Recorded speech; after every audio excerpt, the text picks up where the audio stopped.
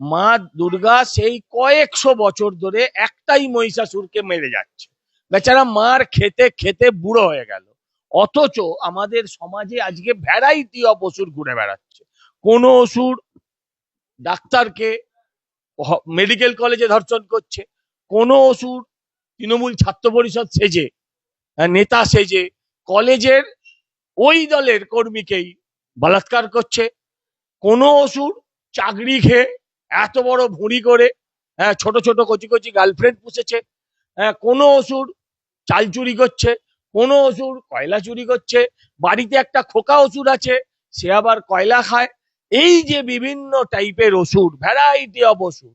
শুধু মহিষাসুর কেন, উনি যেটা বলেছেন সেটা হচ্ছে 26-এ অসুর মুক্ত বাংলা হবে, সোনার বাংলা। সোনার বাংলা মানে কি? অসুর মুক্ত বাংলা।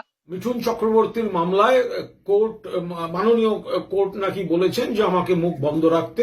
একটা লোক যদি বলে যে আমি গু খাবই, তাকে আপনি কি দিয়ে আটকাবেন? গরমকালে গরম জামা পরে কে ঘোরে? আমি বলবো না মিঠুনদার নাম। নাম নেবে না, গোত্র নেবে, আমি কি করব তাতে? বাবা আর মেয়ে পুজোয় ঘুরতে বেরিয়েছে, অর্পিতা আর পার্থকে কেন বাদ দিচ্ছেন আপনারা? জেলে আছে বলে কি মানুষ নয়? সন্তোষ মিত্র পুজো উদ্বোধনে এলেন স্বরাষ্ট্রমন্ত্রী, কার্যত পুজো উদ্বোধন করে তিনি 26-এর জন্য একটা বড় বার্তা দিয়ে গেলেন। আমার সঙ্গে রয়েছেন পুজো উদ্যোক্তা তথা বিজেপি নেতা সজল ঘোষ, কথা বলবো। বলে 26-এ কি মানে অপারেশন সিঁদুর দিয়ে আপনাদের 26-এর রাজনীতি শুরু হলো নাকি? না, এর সঙ্গে অপারেশন সিঁদুরের কোনো যোগ নেই বা আমার পুজোর কোনো যোগ নেই। তিনি মায়ের কাছে কি প্রার্থনা করেছেন যে 26 সাল যেন অসুর মুক্ত বাংলা হয়।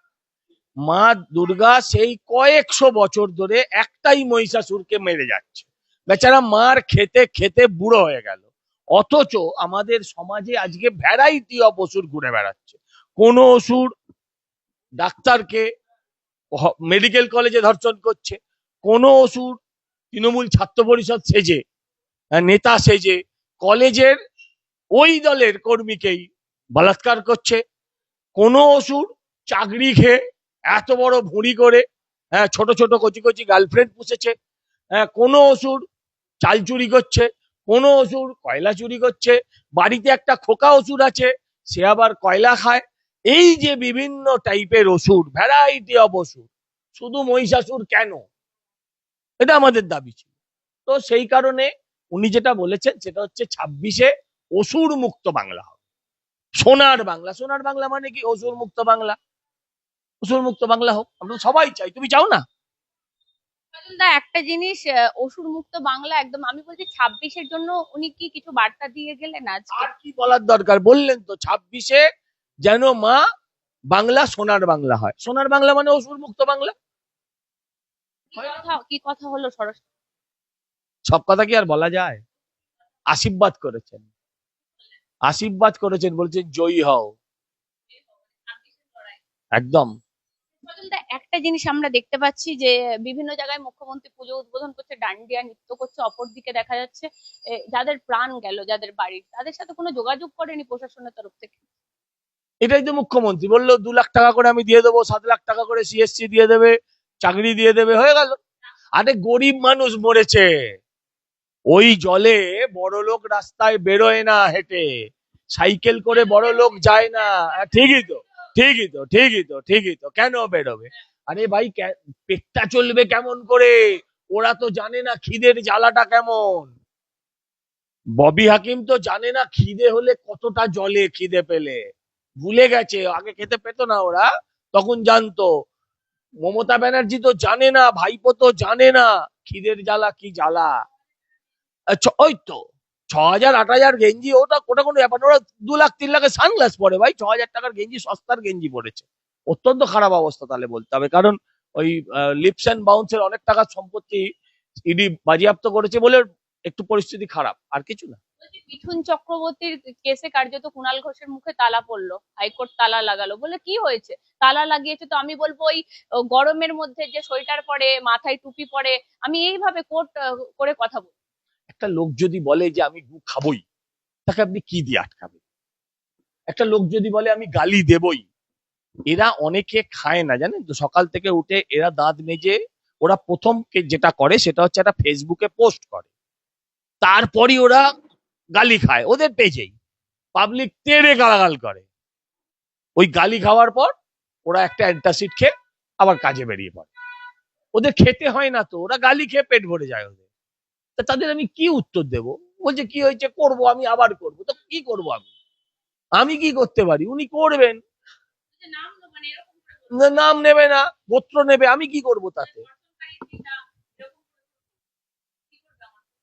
আরে ও তো একটা হচ্ছে ধর্ষণকারীর পিতা, আর একটা হচ্ছে চোর, সে নিজে। কোনটা দেবেন আপনি? আপনি কোনটাকে অ্যাকসেপ্ট করেন? আপনি বলুন। আরেকটা জিনিস সজলদা বলছি, ও শোভন বৈশাখী ট্রেন্ড চলে গেল, এবারে পুজোয় আমরা কুণাল ঘোষ পারিজাত ট্রেন্ড। কি বললেন? পারি? ওইটা নেই। ওইটা যদি থাকতো তাহলে কেউ এইগুলো করতো না।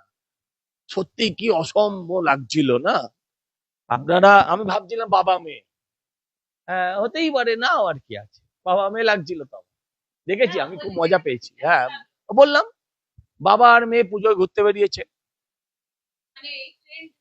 না থাক, আমি এইসবের মধ্যে যেতে পারবো না। না, আমি কে অনির্বাণ? আমি এইসবের মধ্যে যেতে পারবো না। আমি এই লাইনে হাঁটবো না। একটা জিনিস, আপনিও গানটা দেখেছেন বলছেন, কোন গান? পারিজাত গাঙ্গুলির একটা গান। আমি তো গান শুনতে পাইনি। হ্যাঁ, আমি দেখেছি। হ্যাঁ, আমার মনে হয়েছে বাবা আর মেয়ে পুজোয় ঘুরতে বেরিয়েছে। নতুন পুরনো আমি কি করে জানবো? অর্পিতা আর পার্থকে কেন বাদ দিচ্ছেন আপনারা? জেলে আছে বলে কি মানুষ নয়? হ্যাঁ, সেটাও তো বলতে হবে। মুখ্যমন্ত্রী ডান্ডিয়া নৃত্য করছে, আর এদিকে গুজরাটি নাচতে আপত্তি নেই, গুজরাটি টাকায় মহাপ্রেম। হ্যাঁ, গান্ধীজি অন্ধভক্ত, আর সবকিছু গুজরাটের খারাপ। গুজরাটি নাচ নাচছে বাঙালির শারদিয়ায়, গুজরাটিরা নাচবে। আর যে গুজরাটের বিরোধিতা করে সকাল থেকে উঠতে বসতে, সে গুজরাট থেকে ক্যান্ডিডেট আনবে, সে গুজরাটে সাংসদ তৈরি করে দেবে আমাদের ভোটে। এই তো তাদের ক্যারেক্টার, যে বাংলা বলতেই পারে না। এই দেখুন, বাঙালি প্রেম, বাঙালি অস্মিতা, কি বলবো।